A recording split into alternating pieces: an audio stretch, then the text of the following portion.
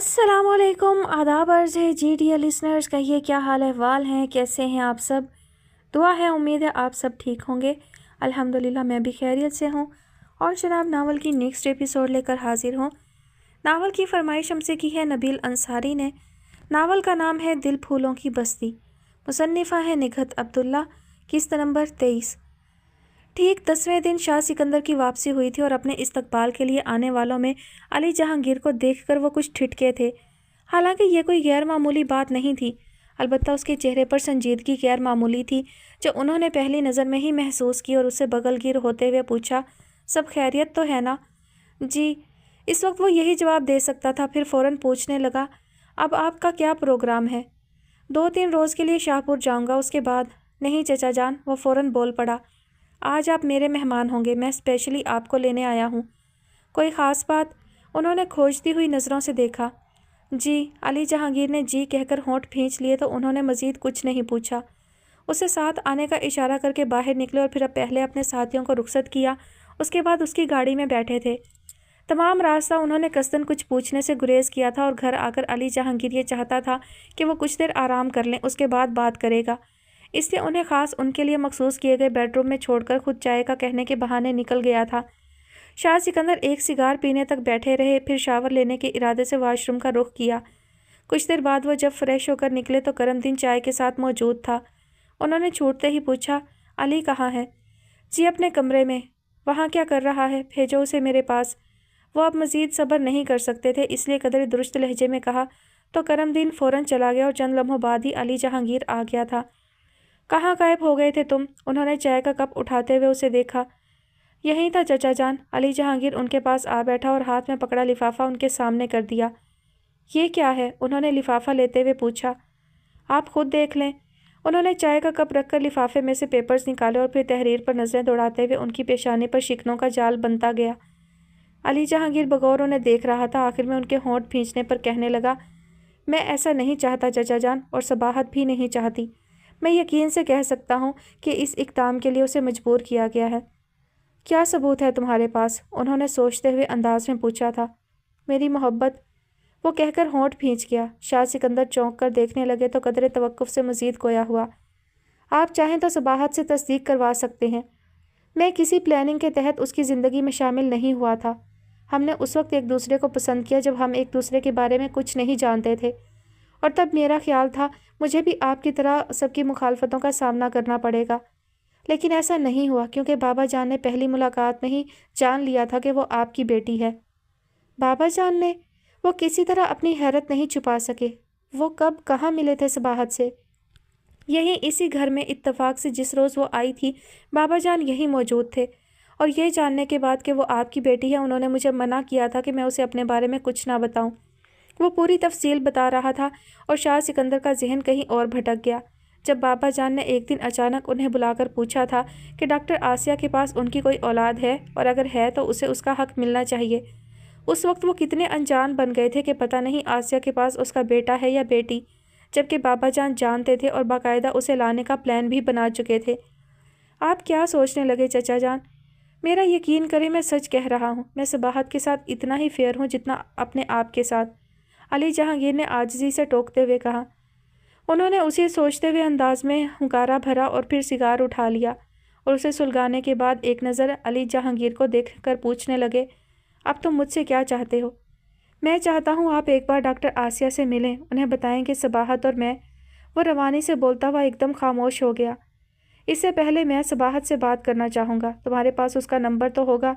انہوں نے جیب سے پین نکالتے ہوئے پوچھا اور جو لفافہ وہ لایا تھا اس پر نمبر لکھنے کے بعد اسے جانے کا کہا تھا وہ کچھ جذبت سا ہو کر کمرے سے نکل گیا تھا۔ شاہ سکندر نے کچھ دیر سوچنے کے بعد اپنے موبائل پر نمبر پش کیے تھے۔ تیسری بیل پر ریسیور اٹھنے کے ساتھ ہی ہیلو کی آواز آئی تھی۔ مجھے صباحت سے بات کرنی ہے، انہوں نے اپنا سارا دھیان دوسری طرف رکھ کر کہا۔ جی آپ کون؟ ادھر سے پوچھا گیا، آواز بالکل مدیحہ جیسی تھی۔ وہ سمجھ گئے صباحت ہی ہے کیونکہ مدیحہ آپ کون کا سوال نہیں اٹھا سکتی تھی۔ بیٹا صبا، میں ہوں شاہ سکندر حیات، انہوں نے بڑی محبت سے اس کا نام لے کر کہا۔ دوسری طرف ایک دم خاموشی چھا گئی، پتہ نہیں وہ کس کیفیت میں گھر گئی تھی، وہ سمجھ نہیں سکے اور چند لمحے رک کر پکار کر کہنے لگے، بیٹا مجھے آپ سے بہت ضروری بات کرنی ہے، آپ سن رہی ہو نا؟ کوئی جواب نہیں آیا۔ सबा खामोश मत रहो बेटा, मैं बहुत जल्द आपके पास आऊँगा। इस वक्त मुझे सिर्फ एक बात का जवाब दे दो, ये जो खुला का नोटिस आपने भिजवाया है कि इसमें आपकी मर्जी शामिल है? बहुत हल्की सी आवाज़ आई थी, जैसे होंठों पर हाथ रखकर सिसकी को दबाया गया हो। आप रो रही हो? उन्होंने बहुत बेचैन होकर फ़ौरन पूछा था। उधर से सिलसिला मुनक़ता हो गया। माई गॉड! उन्होंने मोबाइल ऑफ कर दिया और उसके रोने का सबब सोचने लगे। लेकिन कुछ देर बाद ही उनका जहन उससे आगे की सोचने लगा और फिर वो उसी वक्त आसिया के पास जाने के लिए तैयार हो गए। शाम के 7 बज रहे थे जब उन्होंने डॉक्टर आसिया के कमरे के खुले दरवाजे पर हल्के से दस्तक दी थी। आसिया एक खातून का ब्लड प्रेशर चेक कर रही थी। दस्तक की आवाज़ पर इधर मतवज्जा हुई और उन्हें देखकर ठिठकने के साथ पेशानी पर बल डालकर कदरे नागवारी से बोली, आप प्लीज़ बाहर इंतज़ार करें। वो अनसुनी करके आगे बढ़ आए और बड़े आराम से उसके सामने वाली कुर्सी खींचकर बैठ भी गए तो आसिया ने तमाशा बनने के ख्याल से जल्दी जल्दी खातून को चेक करके मेडिसिन लिखकर उसे थमाकर जाने का इशारा कर दिया। सिस्टर, बाकी मरीज़ों से कह दें कि डॉक्टर साहिबा एक एमरजेंसी के सिलसिले में बाहर जा रही हैं, इसलिए उन्हें कल देखेंगी। खातून के जाते ही शाह सिकंदर ने सिस्टर को मुखातिब करके कहा तो वो आसिया को देखने लगी। मैं कहीं नहीं जा रही। अच्छी बात है। शाह सिकंदर उठकर दरवाजे के पास गए और एक नज़र बाहर देखने के बाद दरवाज़ा बंद करके आसिया की तरफ पलटे तो वो बहुत ज़ब्त करते करते भी चीख पड़ी, शाह सिकंदर हयात, आप बहुत गलत कर रहे हैं। अब तक जो कुछ मेरे साथ होता रहा वो बहुत ठीक था, वो कहते हुए दोबारा उसी जगह आ बैठे। मुझे नहीं मालूम आपके साथ क्या हुआ और ना मैं जानना चाहती हूँ। आप प्लीज़ साफ लफ्ज़ों में अपनी आमद का मकसद बयान करें। और वह रवानी में बोलती हुई होंठ भींच गई तो वो कुछ देर तक उस पर नज़रें जमाए खामोश बैठे रहे। फिर जेब से लिफाफा निकालकर उनके सामने फेंकते हुए बोले, जब मैंने आपसे कहा था कि सबाहत के बारे में आप खुद से कोई फ़ैसला नहीं करेंगी, आपने ये नोटिस क्यों भिजवाया? इसलिए कि मुझे ये रिश्ता कायम नहीं रखना, वो हठ धर्मी से बोली थी। और सबाहत, वो क्या चाहती है? उन्होंने चुभते हुए लहजे में पूछा। ज़ाहिर है उसकी मर्ज़ी से। जी नहीं, वो फ़ौरन टोक गए। उसकी मर्ज़ी आपको मालूम ही नहीं है डॉक्टर आसिया। आप खुद जो कुछ करना चाहती हैं उस पर ज़बरदस्ती, मोहब्बत से या किसी भी तरह उसे राज़ी कर लेती हैं। ये जानने की आपने कभी ज़रूरत ही नहीं समझी कि असल में वो क्या चाहती है। माफ़ कीजिएगा शाह सिकंदर, मैं अपनी बेटी को बहुत अच्छी तरह जानती हूँ। वो बहुत नेक, सादतमंद और मोहब्बत करने वाली बच्ची है। उसने कभी मेरी किसी बात से इख्तलाफ नहीं किया और इस मामले में तो उसने शुरू से ही सारा इख्तियार मुझे सौंप दिया था कि मैं जो चाहूँ फ़ैसला करूँ। आसिया ने सबाहत की तारीफ़ करते हुए कहा। बहुत खूब। उस मोहब्बत करने वाली बच्ची की सादतमंदी का ये सिला दिया आपने उसे कि उसके दिल की बस्ती उजाड़ने का सामान कर दिया। वो तंज आमेज़ लहजे में बोले थे। क्या मतलब है आपका? आसिया की पेशानी शिकन आलूद हो गई। मुझे आपकी बेखबरी पर अफसोस है डॉक्टर आसिया। मेरा तो ख्याल था माँ होने के नाते आप बेटियों से बहुत करीब और उनकी हर बात से आगाह होंगी और ये भी जानती होंगी कि सबाहत और अली जहांगीर एक दूसरे को पसंद करते हैं। उन्होंने तासुफ के इजहार के साथ कहा तो आसिया की पेशानी की शिकनों में मज़ीद इजाफा हो गया, लेकिन बोली कुछ नहीं। बहरहाल मैं आपको आगाह कर रहा हूँ। इसके बाद ये कहूँगा कि जो जुल्म आपने अपने साथ किया वो सबाहत पर नहीं होना चाहिए। उनके अंदाज में वार्निंग थी। ये आपसे किसने कहा कि मैंने अपने साथ जुल्म किया था? नहीं शाह सिकंदर हयात, मैं ज़िंदगी में कभी नहीं पछताई और मेरी बेटी भी नहीं पछताएगी। अभी हो सकता है उसे दुख हो, वो मेरे इस फैसले को जुल्म समझ रही हो, लेकिन कुछ वक्त गुजरने के बाद वो समझ जाएगी कि मैंने उसके साथ जुल्म नहीं किया था बल्कि आने वाले मजालिम से बचा लिया था। वो उनकी वार्निंग पर तेज़ होकर बोल रही थी। और शाह सिकंदर हयात, आप क्यों अपनी बेटी के दुश्मन हो रहे हैं? भतीजे की मोहब्बत में बेटी को नज़रअंदाज कर रहे हैं सिर्फ इसलिए कि उसने मेरी कोख से जन्म लिया। बस खामोश हो जाएं आसिया। उन्होंने गुस्से से टोका तो वह हनूज उसी लहजे में बोली। क्यों, सच नहीं सुन सकते? सच ही सुनना चाहता हूँ, सच ही कहना चाहता हूँ और सच ये है कि मैं आज भी आपसे मोहब्बत करता हूँ। जाने कौन सा जज्बा अचानक गालिब आकर उन्हें बेइख्तियार कर गया था। फिर फ़ौरन होंठ भींच गए। आसिया एकदम सन्नाटे में आ गई थी। गर्दिशें दोहराई ये किस मोड़ पर ले आई थी। ज़ब्त का अहद भी है, शौक़ का पैमा भी है, अहदो पैमा से गुज़र जाने को जी चाहता है। दर्द इतना है कि हर रग में है महशर बरपा और सकून ऐसा कि मर जाने को जी चाहता है। सरकते लम्हे बहुत हैरान होकर उन साकत वजूदों को देख रहे थे जिनके दिल एक ही लय पर धड़क रहे थे, लेकिन कितने बेबस थे। दोनों के दरमियान में हायल खलीज अबूर करने का हौसला कर भी लेते तब भी एक दूसरे तक नहीं पहुंच सकते थे। आई एम सॉरी, मैंने आपका बहुत वक्त ख़राब किया।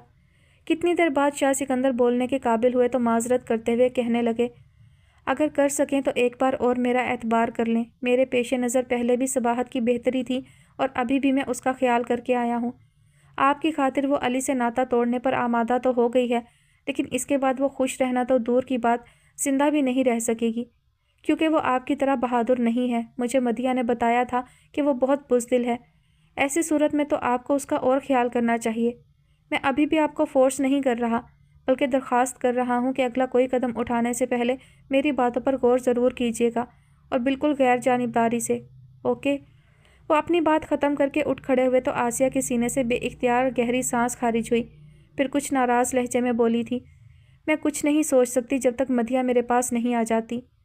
مدیحہ؟ وہ بری طرح چونکے، لیکن خود کو مزید کچھ کہنے سے روک بھی لیا، جبکہ ان کا ذہن تیزی سے سوچنے لگا تھا۔ جی، شاہ جہانگیر کی دھمکی کے بعد میں اس کی طرف سے بہت فکر مند ہوں، اور صباحت کا فیصلہ بھی اس دھمکی کا مرہون منت ہے۔ میں کیسے اس گھر میں اپنی بیٹی دے سکتی ہوں جہاں اس کی سلامتی کی کوئی ضمانت نہیں؟ وہ سوچتے ہوئے انداز میں بول رہی تھی۔ میں ہوں نا ان کا باپ، آپ فکر نہیں کریں، میں ابھی شاہ پور جا رہا ہوں اور کل انشاءاللہ مدیحہ کو لے آؤں گا۔ انہوں نے بہت سنبھل کر اسے اطمینان دلایا اور خدا حافظ کہہ کر باہر نکلے تو ان کا اپنا اطمینان رخصت ہو چکا تھا۔ وہ یہ بھی بھول گئے کہ علی جہانگیر کس شدت سے ان کا انتظار کر رہا ہوگا۔ صرف مدیحہ کا خیال تھا جو وہیں سے گاڑی شاہ پور کے راستے پر ڈال دی تھی۔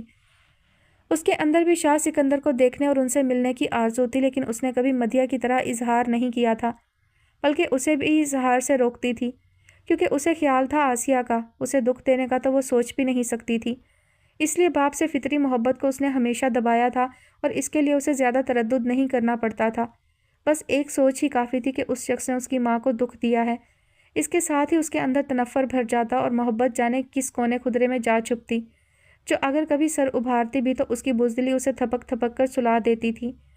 لیکن ابھی شام میں سکندر شاہ نے فون کر کے جس محبت سے اسے مخاطب کیا تھا، اس سے وہ اس بری طرح بکھری تھی کہ اس کے بعد سے اب تک خود کو سنبھالنے میں ناکام ہو گئی تھی۔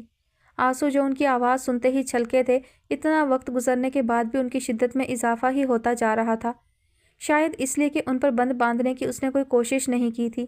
البتہ چیخوں کو روکنے کے لیے اس نے منہ پر تکیہ رکھ لیا تھا۔ 8 بجے کے قریب نبیل آئے اور حسب عادت پہلے اس کے کمرے میں جھانکا تو اسے بے وقت لیٹے اور تکیے میں منہ چھپائے دیکھ کر کچھ ٹھٹکے، پھر پکارتے ہوئے اس کے سر پر آ کھڑے ہوئے۔ صبا، کیا ہوا بیٹا؟ اسے زندگی میں پہلی بار نبیل بھائی کی آمد بہت بری لگی تھی۔ دل چاہا سارے لحاظ بھلا کر انہیں چلے جانے کا کہہ دے۔ بڑی مشکل سے خود کو کچھ کہنے سے باز رکھا۔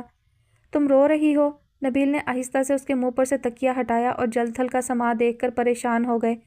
صبا، کیا ہو گیا ہے؟ کیوں اس طرح رو رہی ہو؟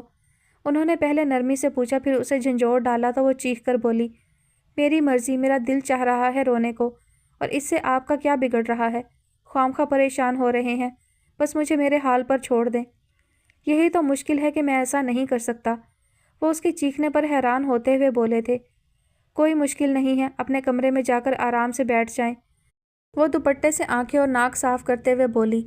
آرام سے؟ ان کی ذرا سی ہنسی میں دکھ تھا، پھر اس کا ہاتھ پکڑ کر اٹھاتے ہوئے بولے، چلو منہ دھو کر آؤ، پھپھو آنے والی ہوں گی تو آ جائیں، ان کے سامنے کیا میں نہیں رو سکتی؟ کوئی وجہ بھی ہو رونے کی؟ ضروری نہیں ہے، بس میرا دل چاہ رہا ہے اور آپ پلیز مجھے منع نہیں کریں۔ اس نے پھر لیٹ کر تکیہ منہ پر رکھ لیا تو نبیل الجھ گئے کہ آخر ایسی کیا بات ہو گئی ہے جو وہ ان سے چھپا رہی ہے۔ گو انہیں یقین تھا کہ کوئی بات ہوئی ضرور ہے۔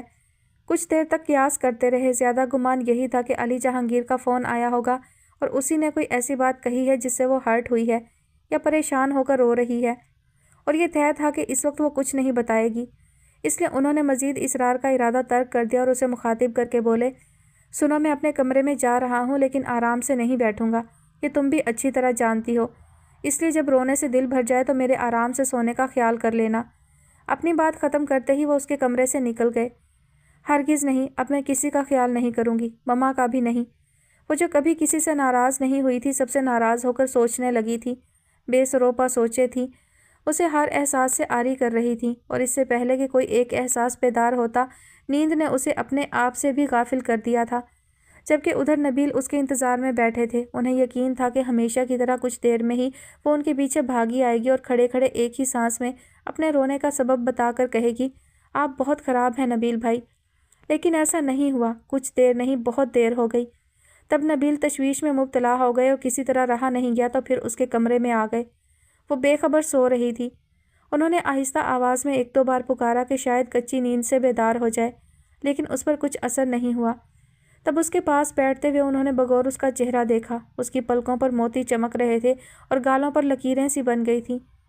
یہ رونا بے سبب تو نہیں ہو سکتا۔ انہیں حقیقتاً بہت دکھ ہو رہا تھا۔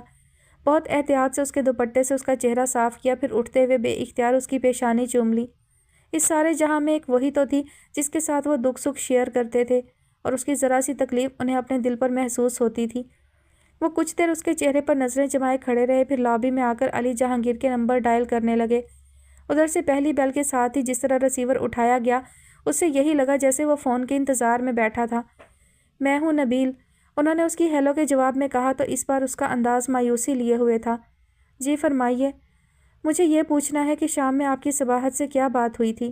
انہوں نے بغیر کسی تمہید کے اور بڑے یقین سے پوچھا۔ میری؟ علی جہانگیر کی حیرت بھری آواز پر وہ زور دے کر بولے، جی آپ کی؟ جی نہیں، میری صباحت سے بات نہیں ہوئی، البتہ چچا جان نے فون کیا تھا۔ چچا جان؟ شاہ سکندر حیات؟ کیوں، خیریت؟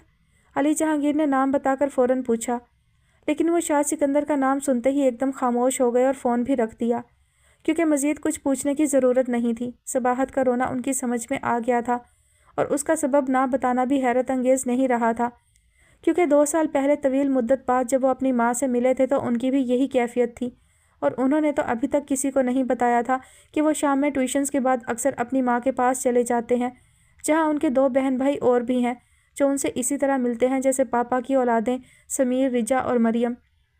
کتنے چاہنے والے ہیں ہمارے، ہم پھر بھی اکیلے ہیں، انہوں نے صباحت کے کمرے کی طرف دیکھتے ہوئے سوچا، پھر اپنے کمرے میں آ کر آرام سے بیٹھ گئے تھے۔ شاہ سکندر رات 12 بجے کے بعد شاہ پور پہنچے تھے اور بابا جان کے آرام کا خیال کیے بغیر اسی وقت سیدھے ان کے کمرے میں چلے آئے۔ زیرو پاور کی مدھم روشنی میں بابا جان پتہ نہیں سو رہے تھے یا یوں ہی آنکھیں بند کیے لیٹے تھے۔ بابا جان، سکندر نے انہیں پکارنے کے ساتھ ٹیوب لائٹ کا بٹن آن کر دیا۔ بابا جان نے ذرا سی آنکھیں کھولی اور انہیں دیکھ کر تکیے سے سر اونچا کرتے ہوئے بولے، تم سکندر ابھی آ رہے ہو؟ مدیحہ کہاں ہے؟ شاہ سکندر نے ان کی بات یکسر انسنی کر کے پوچھا، ٹھہرے ہوئے سرد لہجے میں جیسے کوئی طوفان چھپا تھا۔ بابا جان ایک لہجہ کو ٹھٹکے، پھر فوراً انجان بن گئے۔ کون؟ مدیحہ، میری بیٹی۔ کہاں چھپا دیا ہے آپ نے اسے، اور کیوں؟ شاہ سکندر کسی طرح ضبط نہیں کر پا رہے تھے۔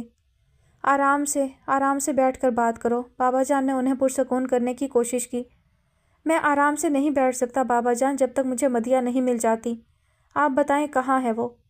ہم کیا بتائیں، ہم تو اسے کراچی چھوڑ کر آئے تھے، تم کراچی والوں سے معلوم کرو۔ وہ یقیناً پھر تمہیں دھوکہ دے رہے ہیں، جیسے پہلے انہوں نے تم سے تمہاری بیٹی کو چھپایا تھا۔ بابا جان نے اتنے ٹھوس لہجے میں کہا کہ کچھ دیر کو وہ خاموش ہو گئے تھے، کیونکہ اس بات میں واقعی صداقت تھی۔ آسیہ نے انہیں ایک بیٹی کا بتایا تھا۔ میں کراچی ہی سے آ رہا ہوں بابا جان، اور مجھے وہیں سے معلوم ہوا ہے کہ مدیحہ وہاں نہیں پہنچی۔ اس بار شاہ سکندر کا لہجہ کمزور تھا۔ کیسے نہیں پہنچی؟ ہم خود اسے اس کے دروازے پر چھوڑ کر آئے تھے۔ بابا جان اپنی بات پر قائم رہ کر تیز لہجے میں بولے، معلوم کرو اس ڈاکٹرنی سے کہ اب وہ ہم سے اور کیا چاہتی ہے۔ ہم اپنی پوتیوں کے صدقے میں اسے بہت کچھ دے سکتے ہیں۔ شاہ سکندر کی سمجھ میں نہیں آیا کہ وہ کس کا یقین کرے، آسیہ کا یا بابا جان کا۔ ان دونوں کے درمیان وہ خود کو انتہائی احمق لگنے لگے تھے۔ بیٹا، تم ناحق پریشان ہو رہے ہو۔ مدیحہ اپنی ماں کے پاس ہے، اور اس کی ماں بہت شاطر عورت ہے۔ اس کی چالیں تم نہیں سمجھ سکتے۔ جانتے ہو صباحت کی طرف سے وہ خلا کا دعویٰ دائر کر چکی ہے۔ بابا جان ان سے ہمدردی جتا کر آسیہ کے خلاف بولنا شروع ہو گئے تھے۔ جی، مجھے علی نے بتایا ہے، اور میں اس سلسلے میں آسیہ کے پاس گیا تھا تاکہ اسے نوٹس واپس لینے پر مجبور کر سکوں۔ ادھر سے ادھر ٹہلتے ہوئے شاہ سکندر نے رک کر بتایا تو بابا جان نے فوراً پوچھا، پھر کیا کہا اس نے؟ اس کا کہنا ہے جب تک مدیحہ اس کے پاس نہیں پہنچ جاتی وہ کچھ نہیں سوچ سکتی۔ دیکھ لو اس کی چالاکی، اگر جو یہ اس کی چالاکی ہے تو بہت مہنگی پڑے گی اسے، شاہ سکندر نے انتہائی تنفر سے کہا، اور ایک نظر بابا جان کو دیکھ کر ان کے کمرے سے نکل آئے تھے۔ پھر مہر النساء کی نیند خراب ہونے کے خیال سے وہ بیڈ روم میں جانے کی بجائے اپنے اسٹڈی روم میں آ گئے۔ پیروں کو جوتوں کی قید سے آزاد کیا، گلے سے ٹائی کھینچ کر ایک طرف ڈالی، پھر سگار سلگا کر صوفے پر دراز ہو گئے۔ ان کا دماغ بری طرح چٹک رہا تھا، کیونکہ بابا جان اور آسیہ دونوں کی باتیں ایک ساتھ ان کے ذہن پر حملہ آور ہو رہی تھیں، اور اس میں وہ یہ فیصلہ نہیں کر پائے کہ ان دونوں میں سے کون سچا ہے، اور کوئی بھی ہو انہیں مدیحہ کا پتہ چلنا چاہیے تھا۔ کس سے معلوم کرو؟ انہوں نے سلگتے ذہن کے ساتھ سوچتے ہوئے گھڑی پر نظر ڈالی۔ رات کا 1 بج رہا تھا، یہاں سب سو رہے تھے، لیکن کراچی میں تو اس وقت رات شروع ہوئی تھی۔ اس خیال کے ساتھ وہ اٹھ کر بیٹھے اور اپنا موبائل اٹھا کر آن کیا تھا کہ بزر بجنے لگا۔ غالباً کوئی مسلسل ٹرائی کر رہا تھا۔ ہیلو، انہوں نے بہت بے دلی سے ہیلو کہا تھا۔ چچا جان کہاں ہیں آپ؟ دوسری طرف علی جہانگیر تھا، ان کی آواز سن کر جیسے اس کی جان میں جان آئی تھی۔ سوری بیٹا، میں بالکل بھول گیا کہ مجھے تمہارے پاس آنا تھا، ویری سوری۔ انہیں ایک دم احساس ہوا کہ وہ اسے کس انتظار میں چھوڑ آئے تھے۔ بہت معذرت کرتے ہوئے کہنے لگے، اصل میں بات ہی ایسی ہو گئی تھی کہ میں وہاں رک نہیں سکا اور سیدھا شاہپور چلا آیا۔ کیا بات؟ وہ غالباً اپنے متعلق سوچ کر پریشان ہوا تھا۔ وہ بیٹا مدیہ کا معلوم کرنا تھا کہ کہاں ہے وہ، انہوں نے قصداً سرسری انداز اختیار کرتے ہوئے اسی قدر کہا تھا کہ وہ بول پڑا، رقبے پر۔ کہاں؟ وہ ایک دم پوری جان سے متوجہ ہوئے تھے۔ رقبے پر چچا جان، جہاں تایا جی کا کاٹیج ہے۔ جس روز آپ کینیڈا جا رہے تھے اس روز میں نے اسے وہیں دیکھا تھا اور وہ کہہ رہی تھی کہ اسے وہ جگہ بہت پسند آئی ہے، وہ وہیں رہے گی۔ میرا خیال ہے اس کی خواہش کو دیکھتے ہوئے بابا جان نے اسے وہاں رہنے کی اجازت دے دی ہے۔ آپ بابا جان سے معلوم کر لیں۔ علی جہانگیر نے تفصیل بتانے کے ساتھ مشورہ بھی دیا تو وہ چونک کر بولے، ہاں ابھی تو بابا جان سو رہے ہیں، صبح معلوم کروں گا۔ اور سنو، تم صبح جتنی جلدی ممکن ہو سکے رقبے پر پہنچ جانا، میں باقی باتیں تم سے وہیں کروں گا۔ جی بہتر، خدا حافظ۔ انہوں نے موبائل بند کر دیا اور دل تو چاہا اس وقت جا کر بابا جان کو جھنجھوڑ ڈالے، لیکن ان کی شاطرانہ چالوں کا سوچ کر انہیں ضبط کرنا پڑا، اور یہ بھی سوچ لیا کہ جب تک مدیہ کو حاصل نہیں کر لیتے بابا جان پر کچھ ظاہر نہیں ہونے دیں گے، کیونکہ ان سے کچھ بعید نہیں تھا۔ اپنی بات سچ ثابت کرنے کے لیے وہ مدیہ کی جان بھی لے سکتے تھے۔ بہرحال انہیں مدیہ کا پتہ چل گیا تھا، اس کے بعد اپنا اگلا اقدام سوچ کر وہ کافی حد تک مطمئن بھی ہو گئے تھے۔ اس کے باوجود تمام رات سو نہیں سکے اور فجر کی اذان کے ساتھ ہی حویلی سے نکل آئے تھے۔ مسلسل 1.5 گھنٹے کی ڈرائیو کے بعد جب وہ کاٹیج پہنچے، سورج نکل آیا تھا۔ سرخ بجری کی روش پر گاڑی روک کر وہ نیچے اترے تو چوکیدار دور سے بھاگا آیا۔ سلام صاحب۔ وہ سر کے اشارے سے جواب دیتے تیز قدموں سے آگے چل پڑے۔ کاٹیج کا گیٹ کھلا تھا، وہ رکے بغیر اندر چلے آئے۔ کوریڈور اور پھر ہال میں کوئی نہیں تھا، نہ کسی کی موجودگی کے آثار نظر آ رہے تھے۔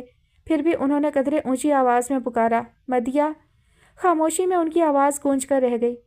بی بی یہاں نہیں ہے صاحب، عقب سے چوکیدار نے کہا تو وہ فوراً اس کی طرف پلٹے۔ پھر کہاں ہے؟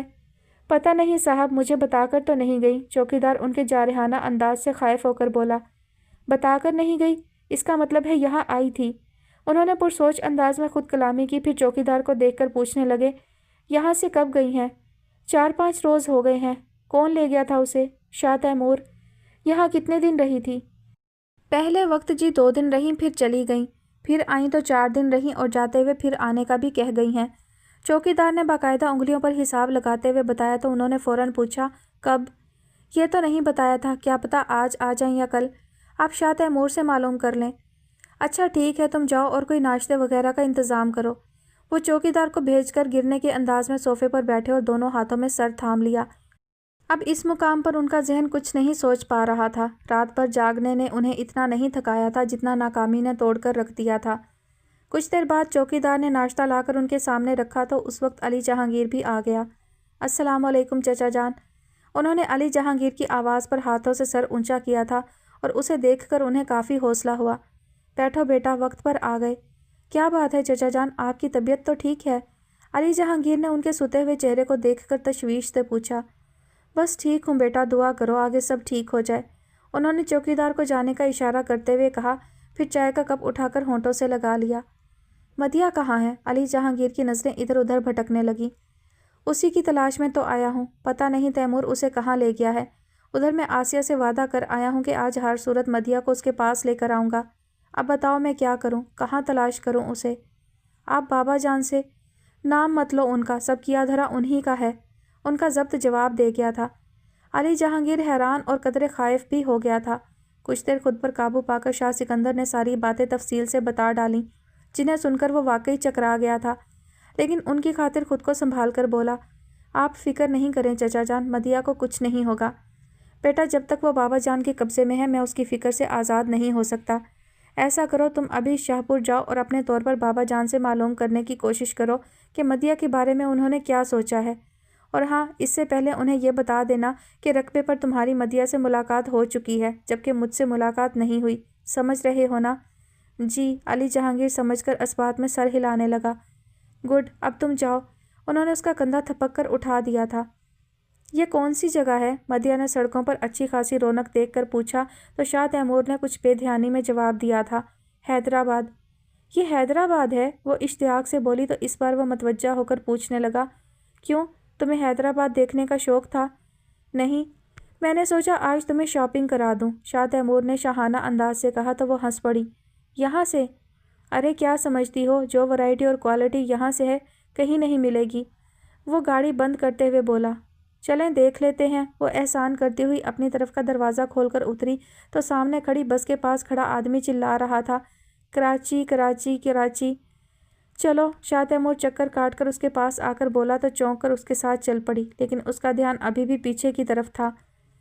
اس کے قدموں کی رفتار بہت سست تھی۔ شاہ تیمور نے ٹوکا تب وہ سر جھٹک کر تیز تیز چل پڑی۔ پھر کتنی دکانوں پر رک کر شاہ تیمور نے اپنی پسند سے اس کے لیے سوٹ خریدے۔ وہ کہیں دلچسپی ظاہر کرتی، کہیں چپ چاپ دیکھتی رہی۔ آخر اسے اکتاہٹ ہونے لگی تو مزید آگے چلنے سے انکار کر دیا۔ بس تیمور، میں تھک گئی ہوں۔ ارے اتنی جلدی؟ ان کے ساتھ میچنگ شوز اور جولری نہیں لوگی؟ شاہ تیمور نے دوسری چیزوں کے نام لے کر اسے مزید چلنے کے لیے اکسانا چاہا، لیکن وہ منہ بنا کر بولی، پھر صحیح، شوز لے لو، جولری پھر صحیح، چلو مجھے بھی جوگرز لینے ہیں، شاہ تیمور نے کہا اور اسے کچھ کہنے کا موقع دیے بغیر چل پڑا تو اسے ناچار اس کی تقلید کرنی پڑی۔ پھر شوز اور سینڈل وغیرہ دیکھنے کے لیے وہ شو کیس کے پاس ہی رک گئی تھی۔ شاہ تیمور دکان کے اندر داخل ہو گیا تھا۔ سیلز مین کو جوگرز دکھانے کا کہہ کر بینچ پر بیٹھ گیا۔ سیلز مین فوراً حرکت میں آ گیا اور ایک کے بعد ایک ڈبہ کھول کر اس کے سامنے رکھنے لگا۔ اس نے باری باری سب میں پیر ڈال کر دیکھا، پھر جو پسند آیا اسے پیک کرنے کا کہہ کر مدیحہ کی طرف دیکھا، لیکن وہ شو کیس کے پاس موجود نہیں تھی۔ اس نے اپنے اطراف نظر ڈالی، پھر دکان سے باہر نکل کر ادھر ادھر دیکھنے کے بعد کاؤنٹر پر آ کر مینیجر کو مخاطب کیا، ایکسکیوز می، یہاں ایک لڑکی شوز دیکھ رہی تھی، کچھ بتا سکیں گے کس طرف گئی ہے؟ مینیجر نے پہلے ادھر ادھر دیکھا، پھر نفی میں سر ہلا دیا۔ کہاں چلی گئی؟ اس نے سوچتے ہوئے انداز میں سامنے دیکھا جہاں کچھ لڑکیاں کھڑی تھیں، پھر ایک ایک دکان پر جھانکتا ہوا مارکیٹ سے نکلا تو ایک دم سے احساس ہوا کہ وہ اسے کھو چکا ہے، اور اس خیال نے اسے بہت پریشان کر دیا تھا۔ بابا جان کے سامنے جواب دہی سے زیادہ اسے اپنا خیال تھا کہ وہ سچ مچ اسے چاہنے لگا تھا۔ نہیں، وہ کہیں نہیں جا سکتی، اور جائے گی کہاں؟ کسی دکان میں کھڑی ہوگی۔ وہ خود کو تسلی دیتا ہوا دوبارہ مارکیٹ کے اندر گیا اور پھر ایک ایک دکان دیکھ ڈالی، لیکن وہ کہیں نہیں ملی تو اس بار واپس آتے ہوئے اس کی پریشانی میں غصہ بھی شامل ہو گیا تھا کہ وہ لڑکی اسے چکر دے گئی تھی اور محبت کا فریب دے کر فریب نہیں، اس کا دل ماننے کو تیار ہی نہیں ہوا تھا۔ وہ اسے چھوڑ کر نہیں جا سکتی، یقیناً تنگ کرنے کے لیے کہیں چھپ گئی ہے۔ وہ ٹریفک میں ادھر ادھر دیکھتا ہوا اپنی گاڑی کے پاس آیا اور جو شاپرز ہاتھ میں تھے وہ رکھنے کے لیے پچھلا دروازہ کھولا تو ٹھٹک گیا۔ وہاں وہ سارے شاپرز رکھے تھے جو مدیحہ کے ہاتھ میں تھے، جس کا مطلب تھا کہ وہ یا تو یہیں کہیں آس پاس موجود ہے یا اس کی چیزیں واپس کر کے گئی ہے۔ ایک مبہم سی امید کے سہارے وہ کتنی دیر گاڑی کے پاس کھڑا رہا، شاید 1 گھنٹے سے بھی زیادہ ہو گیا تھا۔ تب بہت مایوس ہو کر وہ گاڑی میں بیٹھا اور وہیں سے شاہپور چل پڑا۔ تقریباً 1.5 گھنٹے بعد وہ حویلی پہنچا تو سیدھا بابا جان کے کمرے کا رخ کیا۔ السلام علیکم بابا جان۔ اس نے دروازے سے داخل ہوتے ہوئے سلام کیا تو بابا جان یوں چونکے جیسے اس کی آمد غیر متوقع ہو، پھر فوراً سامنے صوفے کی طرف اشارہ کرتے ہوئے بولے، آؤ تیمور، ابھی علی تمہارا ہی پوچھ رہا تھا۔ علی؟ وہ ادھر متوجہ ہوا تو علی جہانگیر اپنی جگہ سے اٹھ کر اس کی طرف مسافے کے لیے ہاتھ بڑھاتے ہوئے بولا، کہاں ہوتے ہو یار؟ کیا کاٹیج میں مستقل ڈیرہ جما لیا ہے؟ نہیں، میں بابا جان کے کام سے حیدرآباد گیا تھا، ابھی وہیں سے آ رہا ہوں، اس نے علی جہانگیر کا بڑا ہوا ہاتھ تھام کر کہا۔ پھر اس کے ساتھ بیٹھا تو پوچھنے لگا، تم کب آئے؟ ابھی آدھا گھنٹہ ہوا ہے اور بس ابھی جانے ہی والا تھا۔ یہ تمہارا ابھی آنا ابھی جانا میری سمجھ میں نہیں آتا۔ سرکاری ملازم ہوں، اپنا کام بس ایسے ہی چلتا ہے، علی جہانگیر کہتے ہوئے اٹھ کھڑا ہوا۔ اچھا بابا جان، میں ذرا امی اور ابا جان سے مل لوں؟ ہاں جاؤ، تمہاری ماں انتظار کر رہی ہوگی۔ علی جہانگیر نے جاتے جاتے شاہ تیمور کو اشارہ کیا کہ وہ بابا جان سے فارغ ہو کر اس کے پاس آئے۔ شاہ تیمور نے اسبات میں سر ہلا دیا اور اس کے جانے کے بعد بابا جان کو دیکھ کر کہنے لگا، بابا جان، وہ مدیحہ پتہ نہیں کہاں چلی گئی۔ کیا؟ بابا جان تکیے کا سہارا چھوڑ کر یکدم سیدھے ہوئے۔ کیا کہا تم نے؟ کہاں چلی گئی؟ مجھے نہیں معلوم کہاں چلی گئی، بس کچھ دیر کو میری توجہ اس کی طرف سے ہٹی تھی اور اتنی ہی دیر میں وہ جانے۔ شاہ تیمور کے انداز میں حد درجہ پچھتاوا تھا۔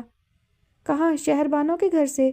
بابا جان نے پوچھا تو وہ کتنی دیر نفی میں سر ہلانے کے بعد بولا تھا، نہیں، میں آج اسے حیدرآباد لے گیا تھا، کچھ اپنی چیزیں لینی تھی، کچھ اس کے لیے، بس وہیں سے لگتا ہے جیسے وہ موقع کی تلاش میں تھی، پھر میں نے بہت ڈھونڈا، اسے کہیں نہیں ملی۔ اور تم آ گئے؟ بابا جان کے لہجے میں ایسی چبھن تھی کہ وہ تل ملا گیا۔ کیا کرتا، ساری زندگی وہیں کھڑا رہتا؟ میں یہ بھی کر سکتا تھا اگرچہ وہ خود سے نہ گئی ہوتی، اور مجھے اس کے جانے کا افسوس نہیں ہے، دکھ اس بات کا ہے کہ اس نے مجھ پر اعتماد نہیں کیا۔ ہاں، وہ بابا جان نے اس کا مطلب سمجھ کر نخوت سے سر جھٹکا، پھر اٹھ کر ادھر سے ادھر ٹہلتے ہوئے بولے، وہ لڑکی ہماری توقع سے زیادہ چالاک نکلی، ادھر سکندر الگ ہمیں پریشان کر رہا ہے۔ خیر یہ بھی اچھا ہے، ہم اسے پہلے ہی کہہ چکے ہیں کہ وہ کراچی چلی گئی۔ اور سنو، بابا جان ایک دم رک کر اس سے مخاطب ہوئے، علی ضرور تم سے مدیحہ کے بارے میں پوچھے گا، اسے یہی بتانا کہ وہ 8-10 دن پہلے ہی چلی گئی تھی، ہم چھوڑ کر آئے تھے اسے، سمجھے؟ اس نے کوئی جواب نہیں دیا، نہ ہی اس بات میں سر ہلایا، تو بابا جان غصے میں بولے، سنا تم نے ہم نے کیا کہا؟ جی، اس نے بادل نخواستہ جی کی آواز نکالی تھی، پھر اٹھ کھڑا ہوا تو بابا جان نے سخت لہجے میں تنبیہ کی، خبردار علی کے سامنے منہ سے کچھ مت نکال دینا، ہمیں اس وقت اس کی آمد خاصی مشکوک لگ رہی ہے، کچھ عرصے بعد میری آمد بھی مشکوک لگے گی۔ وہ سوچتا ہوا ان کے کمرے سے نکل آیا۔ علی جہانگیر پتہ نہیں کہاں تھا، اس نے لاؤنج میں رک کر مہرا سے پوچھا اور اس کے لام علمی ظاہر کرنے پر اپنے کمرے میں چلا آیا۔ خود اس کا اس وقت کسی سے بات کرنے کو دل نہیں چاہ رہا تھا، لیکن وہ جانتا تھا کہ علی جہانگیر ضرور اس کے پاس آئے گا، اس لیے اس سے ہر قسم کی بات کرنے کے لیے وہ خود کو تیار کرنے لگا تھا۔ وہ کیونکہ بے حد خوف زدہ تھی، اس لیے مٹھی میں جتنے پیسے تھے رکشہ والے کو تھما دیا اور بھاگ کر گیٹ پار کر آئی۔ آنگن اور برآمدے میں کوئی نظر نہیں آیا تو اس نے کسی کو پکارا بھی نہیں، اور اسی طرح بھاگتی ہوئی سیڑھیاں پھلانگ کر اوپر آئی تو لابی سے نکلتے نبیل کو دیکھ کر بے اختیار ان کے سینے سے جا لگی، اور ایسے ہی بے اختیار اس کے آنسو چھلکے تھے، جبکہ پورا وجود پتے کی طرح لرز رہا تھا۔ مدھو، نبیل کو اس اچانک اور غیر متوقع صورتحال نے گنگ کر دیا تھا۔ بہت آہستہ سے اس کی کمر میں بازو حمائل کر کے اسے اپنی پناہوں میں تو لے لیا، پھر بھی غیر یقین سے تھے۔ نبیل بھائی، مجھے چھپا لیں، مجھے چھپا لیں نبیل بھائی، وہ میرے پیچھے آ رہا ہوگا، وہ روتی ہوئی کہہ رہی تھی۔ کون؟ کوئی نہیں آئے گا۔ نبیل مکمل طور پر ان لمحوں کی گرفت میں تھے، جانے کیسے یہ چند لفظ کہہ گئے۔ آپ نہیں جانتے انہیں، بس آپ سارے دروازے بند کر دیں۔ وہ ان کے بازوؤں میں مچل کر چیخی تو اس کی آواز سن کر صباحت اپنے کمرے سے نکلتی ہوئی پوچھنے لگی، کون ہے نبیل بھائی؟ پھر ایک دم ٹھٹک کر دیکھنے لگی تو نبیل جیسے ہوش میں آ گئے، فوراً اسے کندھوں سے تھام کر خود سے الگ کرتے ہوئے بولے، مدھو ہے۔ مدھو؟ صباحت بھاگ کر اس سے لپٹ گئی۔ کیا ہوا مدھو، تم رو کیوں رہی ہو؟ یہ سوال جواب بعد میں کرنا، پہلے اسے کمرے میں لے جاؤ، نبیل نے صباحت کو ٹوکتے ہوئے کہا۔ آپ کہاں جا رہے ہیں؟ اس نے صباحت کا ہاتھ چھوڑ کر نبیل کا بازو تھام لیا۔ کہیں نہیں، میں تمہارے ساتھ ہوں، آؤ۔ نبیل اس کا ہاتھ تھام کر صباحت کے کمرے میں لے آئے اور اس کے ساتھ خود بھی بیٹھتے ہوئے بولے، صبا جاؤ پانی بلکہ گلوکوز ملا کر لے آؤ۔ صباحت الٹے قدموں واپس پلٹ گئی اور کچھ ہی دیر میں گلوکوز لے کر آ گئی تو نبیل نے گلاس لے کر مدیحہ کے ہونٹوں سے لگا دیا۔ وہ ایک ہی سانس میں پورا گلاس خالی کر گئی، پھر باری باری ان دونوں کو دیکھ کر بولی، میں سچ مچ گھر آ گئی ہوں۔ صبا، نبیل بھائی، میں خواب تو نہیں دیکھ رہی نا؟ اف مدھو، تمہارے ساتھ کیا ہوا ہے؟ تم کیسی باتیں کر رہی ہو؟ اور تم آئی کس کے ساتھ ہو؟ صباحت حسب عادت پریشان بھی تھی اور فوراً ساری باتیں جان لینا چاہتی تھی، اور جاننا تو نبیل بھی چاہتے تھے، لیکن اس کی حالت کے پیش نظر بہت تحمل کا مظاہرہ کر رہے تھے، اور صباحت کو بھی ایک بار پھر ٹوک دیا، تم صبر نہیں کر سکتی؟ ذرا آرام کرنے دو اسے۔ ہاں، میں بہت تھک گئی ہوں، اس نے ٹانگیں سیدھی کرتے ہوئے کہا تو نبیل اٹھ کھڑے ہوئے۔ لیٹ جاؤ لیکن سونا نہیں، میرا مطلب ہے کھانا کھا کر سونا۔ مما کب آئیں گی؟ 3 تو بج رہے ہیں، اس نے سامنے وال کلاک پر نظر ڈالتے ہوئے پوچھا۔ مما آج دیر سے آنے کا کہہ گئی ہیں، کہو تو فون کر دوں؟ نہیں، انہیں پریشان مت کرو، اس نے تکیے پر سر رکھ کر آنکھیں بند کر لیں، لیکن پھر فوراً ہی اٹھ کر بیٹھ گئی اور بے حد خوفزدہ نظروں سے چاروں طرف دیکھنے لگی۔ میں مما کو فون کرتی ہوں، صباحت نے کہا اور تیزی سے کمرے سے نکل گئی تو نبیل اس کے پاس بیٹھتے ہوئے بولے، سنو، تم تو بہت بہادر ہو، تمہیں ڈرنا نہیں چاہیے، اور پھر اب تو تم اپنے گھر میں ہو۔ وہ بہت خاموشی سے انہیں دیکھنے لگی، اس کی سرخی مائل آنکھوں میں ابھی بھی نمی تیر رہی تھی۔ اس گھر میں تمہارے لیے بہت محبتیں، بہت چاہتے ہیں، بہت پیار کرتے ہیں سب تم سے۔ تمہارے جانے سے یہ گھر بہت سونا ہو گیا تھا اور ہم سب بہت اداس، لیکن میں تو سب کو بہت تنگ کرتی تھی، وہ گمسم سے انداز میں بولی تھی۔ تبھی صباحت نے کمرے میں داخل ہو کر کہا، مما آ رہی ہیں۔ نبیل نے گردن موڑ کر دیکھا تو صباحت جذبت سی ہو کر واپس پلٹنے لگی کہ وہ پکار کر بولی، صبا، تم نے مما کو کیوں پریشان کیا؟ پریشان نہیں تو، مما تو بہت خوش ہوئی تمہارا سن کر، اور ہاں، تم نیچے سب سے مل کر آ رہی ہو۔ صباحت واپس پلٹنے کا ارادہ ترک کر کے اس کے پاس آ بیٹھی۔ نہیں کوئی نظر نہیں آیا، میں سیدھی اوپر چلی آئی۔ اس نے جواب دیتے ہوئے بیڈ کی بیگ پر سر رکھا تو اس کا ذہن اس مسافت کو سوچنے لگا جو وہ طے کر کے آئی تھی۔ نبیل بغور اسے دیکھ رہے تھے اور صباحت کی نظریں نبیل پر تھیں اور لمحے بہت خاموشی سے سرکتے جا رہے تھے۔ تینوں میں سے کسی کو نہیں پتہ چلا کب آسیہ کمرے میں داخل ہوئی، البتہ اس کی پکار نے ایک دم ہلچل مچا دی تھی۔ مدھو! نبیل اور صباحت چونک کر اپنی جگہ سے کھڑے ہو گئے، جبکہ وہ چونکنے کے ساتھ ہی چھلانگ لگا کر آسیہ کے سینے سے جا لگی اور یوں مچل مچل کر روئی کہ اسے چپ کراتے کراتے آسیہ نڈھال ہو گئی تھی۔ آخر سکون کا انجیکشن لگا کر اسے سلا دیا اور کچھ دیر اس کے پاس رکنے کے بعد نبیل اور صباحت کو لے کر کمرے سے نکل آئیں۔ بظاہر سرسری انداز میں پوچھنے لگی، کون چھوڑ گیا ہے مدھو کو؟ پتہ نہیں پھپھو، اس نے کچھ بتایا ہی نہیں اور مجھے اس وقت خیال ہی نہیں آیا کہ میں باہر نکل کر دیکھتا۔ اصل میں جب وہ آئی تو اتنی خوفزدہ تھی اور اتنا رو رہی تھی کہ میں… نبیل بتاتے ہوئے ایک دم خاموش ہو گئے تو آسیہ نے مزید نہیں کریدا اور ان دونوں کو کھانا کھانے کی تاکید کرتے ہوئے اپنے کمرے میں آ گئی۔ کل شاہ سکندر اس سے کہہ کر گئے تھے کہ وہ آج مدیہ کو لے آئیں گے۔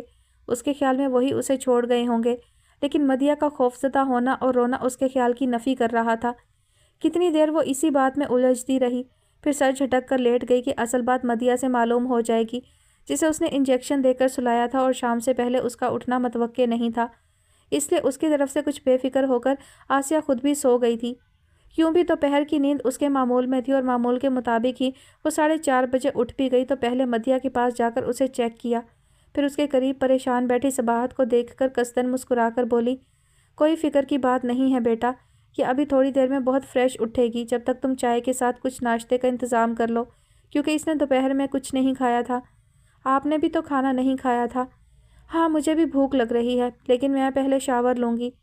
ٹھیک ہے مما، میں اتنے میں بسکٹ اور کیک منگوا لیتی ہوں۔ اور ہاں، مامی جی 2 بار مدھو کو دیکھ کر جا چکی ہیں، کہہ رہی تھی کہ جب یہ اٹھے تو مجھے بلا لینا۔ صباحت نے دراز سے پیسے نکال کر انہیں دیکھا۔ ہاں بلا لو، وہ کہہ کر اپنے کمرے میں آ گئی اور وارڈروب سے کپڑے نکال کر واش روم کا رخ کیا۔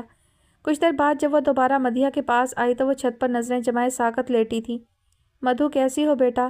آسیہ نے اس پر جھک کر پوچھا تو اس نے ذرا سی پلکیں جھپکی، پھر گہری سانس کے ساتھ بولی تھی، ٹھیک ہوں مما۔ گڈ۔ آسیہ نے اس کی پیشانی چومی، پھر اس کا ہاتھ پکڑ کر اٹھاتے ہوئے بولی، چلو منہ ہاتھ دھو لو، پھر چائے پئیں گے۔ مجھے بھوک بھی لگ رہی ہے لیکن ابھی کھانا نہیں کھاؤں گی، وہ واش روم کی طرف جاتے ہوئے بولی۔ صبا نے انتظام کر دیا، تم آؤ تو۔ وہ جلدی سے منہ ہاتھ دھو کر آسیہ کے ساتھ کمرے سے نکل کر برآمدے میں آ گئی، جہاں صباحت نے چائے کے ساتھ اچھا خاصا اہتمام کر ڈالا تھا، اور خود جانے کہاں تھی۔ صبا کہاں چلی گئی؟ اور نبیل بھائی؟ اس نے کرسی کھینچ کر بیٹھتے ہوئے پوچھا۔ نبیل؟ آسیہ نے وہیں سے نبیل کو پکارا، پھر اسے دیکھ کر بولی، صبا آ رہی ہے تمہاری مامی جی کو لے کر۔ اماں جی اور ابا جی کیسے ہیں؟ سب ٹھیک ہیں بیٹا، چائے پی لو پھر نیچے چلتے ہیں، آسیہ نے پلیٹ اس کے سامنے رکھتے ہوئے کہا۔ تبھی نبیل آ گئے اور ادھر سے صباحت بھی میمونہ بھابھی کے ساتھ آ رہی تھی۔ السلام علیکم مامی جی۔ ان کے قریب آنے پر اس نے اپنی جگہ سے اٹھ کر سلام کیا اور میمونہ بھابھی کے گلے لگ گئی۔ جیتی رہو، خوش رہو، میمونہ بھابھی نے اس کے گال پر پیار کیا، پھر بیٹھتے ہی پوچھنے لگی، کس کے ساتھ آئی ہو؟ آسیہ اس کا جواب سننے کے لیے بے اختیار اس کی طرف متوجہ ہوئی تھی۔ کسی کے ساتھ نہیں، اکیلی آئی ہوں۔ اس کے جواب پر آسیہ کی پیشانی پر ہلکی ہلکی لکیریں ابھر آئی تھیں، جبکہ میمونہ بھابھی اچھل پڑیں۔ اکیلی؟ شاہ پور والوں نے تمہیں اکیلا بھیج دیا؟ انہوں نے نہیں بھیجا، وہ تو بھیجنا ہی نہیں چاہتے تھے، میں خود آئی ہوں کسی کو بتائے بغیر۔ وہ ابھی کسی کے خلاف کچھ نہیں بولنا چاہتی تھی، اس لیے سارا الزام اپنے سر لے لیا، اور پھر خود بھی حیران سی ہو گئی، شاید اس لیے کہ یہ پہلا موقع تھا جو اس نے کسی مصلحت کا دامن تھاما تھا۔ کسی کو بتائے بغیر؟ آسیہ نے کچھ دیر سوچا، پھر اٹھتے ہوئے بولی، میں کلینک فون کر دوں۔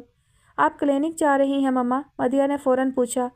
نہیں بیٹا، اس لیے تو فون کر رہی ہوں۔ آسیہ اس کا گال تھپک کر آگے بڑھ گئی تو اس کے پیچھے دیکھتے ہوئے وہ جانے کیا سوچنے لگی تھی۔ وہ دیکھ رہی تھی کہ صباحت اسے شاہ پور والوں خصوصاً شاہ سکندر کے بارے میں جاننے کے لیے کتنی بے چین ہے، اور وہ خود بھی اب تک کی ساری روداد اس کو سنانا چاہتی تھی، اور اس کے لیے دونوں انتظار کر رہی تھی کہ نبیل اور آسیہ سونے کے لیے اپنے اپنے کمروں میں جائیں۔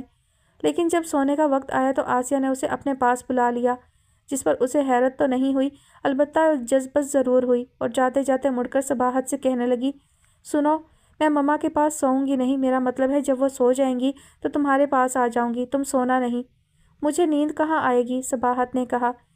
ٹھیک ہے پھر میں آتی ہوں، وہ کہہ کر آسیہ کے کمرے میں آئی تو 0 پاور کی مدھم روشنی میں نیم دراز آسیہ اس کا انتظار کر رہی تھی۔ آؤ بیٹا میرے پاس لیٹو۔ آپ میرے لیے پریشان تھی مما؟ وہ اوندھی لیٹی اور دونوں ہاتھ ملا کر ان پر تھوڑی ٹکا کر پوچھنے لگی۔ آسیہ نے ذرا سا اس بات میں سر ہلایا، پھر اس کی پیشانی سے بال ہٹاتے ہوئے کہنے لگی، پریشان تو میں تھی، اور یہ خیال بھی تھا کہ تم اپنے باپ کے پاس ہو، اس لیے اتنا وقت میں نے خاموشی میں گزار دیا۔ پاپا تو بہت کم شاہ پور میں رہتے ہیں، بس یوں سمجھے آرام کی غرض سے 1-2 دن کے لیے جاتے ہیں، اور کبھی کہاں کبھی کہاں، ابھی بھی شاید کینیڈا میں ہیں، نہیں تو ابھی کل۔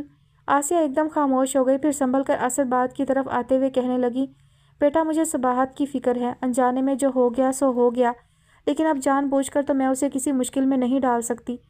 پتہ نہیں سب لوگ کیسے ہیں، اگر اچھے ہوں تب بھی میرا دل نہیں مانتا، مجھے لگتا ہے ان کا مقصد صرف مجھ سے میری بیٹیاں چھیننا ہے۔ تم تو وہاں رہ کر آئی ہو، تمہیں کیا لگتا ہے؟ ایسا ہی ہے مما، میں نے خود سنا تھا، بابا جان جہانگیر چاچا سے کہہ رہے تھے کہ وہ آپ سے کہہ دیں کہ اگر آپ میری سلامتی چاہتے ہیں تو صباحت کو رخصت کر دیں۔ اس کے بعد سے مما مجھے لگا میں آپ کو شاید کبھی نہیں دیکھ سکوں گی۔ وہ ایک دم ہاتھوں میں چہرہ چھپا کر رو پڑی۔ ارے نہیں بیٹا، رو نہیں میری جان۔ آسیہ نے اس کا سر اپنے سینے پر رکھ لیا۔ تم تو بہت بہادر ہو، اور تم نے یہ بات اپنے باپ سے کیوں نہیں کہی؟ میں اس وقت پاپا کو بالکل سمجھ نہیں پا رہی تھی، پھر بھی میں نے ان سے کہا تھا کہ مجھے کراچی لے چلو، لیکن انہوں نے آئندہ پر ٹال دیا، جس سے میں یہی سمجھی کہ وہ بھی بابا جان کے ساتھ شریک ہیں، اس لیے دوبارہ میں نے ان سے یہاں آنے کی بات نہیں کی، بلکہ شاید موقع ہی نہیں ملا تھا۔ ہاں وہ اسلام آباد چلے گئے تھے، پھر میں نے بہت ہمت کر کے بابا جان سے کہا تو وہ مجھے یہاں لانے کا کہہ کر اپنے رقبوں پر چھوڑ آئے تھے۔ وہ بولتی جا رہی تھی، ساتھ ساتھ اس کی ناک سے شوں شوں کی آوازیں بھی نکل رہی تھیں۔ رقبے پر؟ کس کے پاس؟ آسیہ کے وجود میں انگارے سلگنے لگے تھے۔ کسی کے پاس نہیں، اتنے بڑے ریسٹ ہاؤس میں چوکیدار اور اس کی بیوی تھی۔ اس رات مجھے بہت ڈر لگا اور میں بہت روئی تھی۔ اس نے اس رات کے تصور سے جھرجھری لی، پھر آسیہ کا ہاتھ اپنے گال پر رکھتے ہوئے بولی، میں آپ کو بہت تنگ کرتی تھی نا مما، اس لیے میرے ساتھ ایسا ہوا۔ نہیں بیٹا ایسا مت سوچو۔ آسیہ نے جھک کر اس کی پیشانی چومی، پھر پوچھنے لگی، تم وہیں ریسٹ ہاؤس سے آ رہی ہو؟ نہیں مما، وہاں سے شاہ تیمور مجھے کہیں اور لے گئے تھے، پھر پھوپھو شہر بانوں کے پاس 3 دن چھوڑا اور آج دن میں حیدرآباد لے کر آئے تھے شاپنگ کے لیے۔ وہیں مجھے موقع ملا اور میں انہیں چھوڑ کر بس میں سوار ہو گئی۔ اس نے بتایا تو آسیہ پرسوچ انداز میں اسے دیکھے گئی۔ مما مجھے ابھی بھی ڈر لگ رہا ہے، وہ لوگ یہاں تو نہیں آ جائیں گے؟ اس نے آسیہ کا ہاتھ ہلا کر کہا۔ کون؟ آسیہ نے چونک کر پوچھا۔ شاہ پور سے کوئی بھی۔ آپ کسی کو نہیں بتائیے گا کہ میں آپ کے پاس ہوں، میں اب کہیں نہیں جاؤں گی، اور شاہ پور تو کبھی بھی نہیں۔ پاپا کو اگر ملنا ہوگا تو وہ یہیں۔ اس نے ایک دم نچلا ہونٹ دانتوں میں دبا لیا اور کچھ خائف بھی ہو گئی تھی۔ یہاں کوئی نہیں آئے گا، تم ڈرو مت، کسی میں اتنی جرت نہیں ہے کہ میرے پاس سے تمہیں یا صبا کو لے جائے۔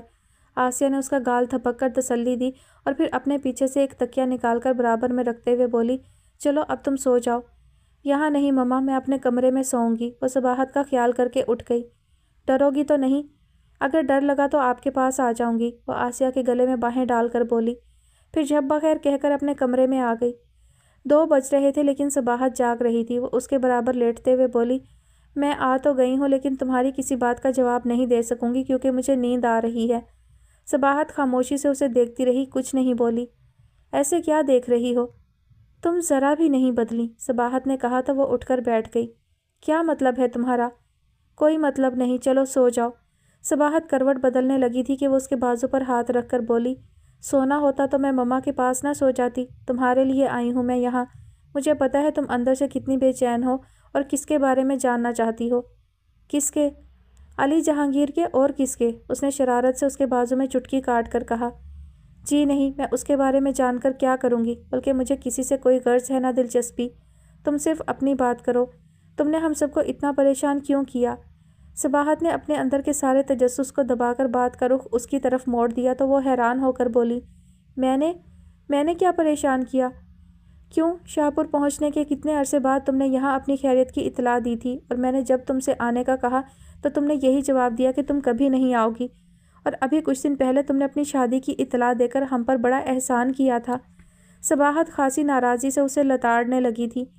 وہ سن کر بھی کچھ دیر خاموش بیٹھی رہی، پھر گہری سانس کھینچ کر کہنے لگی، یہ صحیح ہے، ابتدا میں نے قصداً سب کو پریشان کیا، یہاں اور وہاں بھی، کیونکہ میں سب سے متنفر تھی، اور اس تنفر کی وجہ سے سب کی تمہارے ساتھ محبت، جبکہ میرے لیے کسی کے دل میں کوئی جگہ نہیں۔ اب پتہ نہیں واقعی ایسا تھا یا محض میری سوچ نے مجھے سب سے شاکی کر دیا تھا۔ بہرحال شاہپور جا کر میں نے یہی سوچا تھا کہ جب کسی کو میری پرواہ نہیں تو پھر میں کیوں اپنی خیریت کی اطلاع دوں، جبکہ وہاں بھی سب خصوصاً بابا جان، علی جہانگیر اور پاپا اس بات سے پریشان تھے کہ میں مما کو فون کیوں نہیں کر رہی۔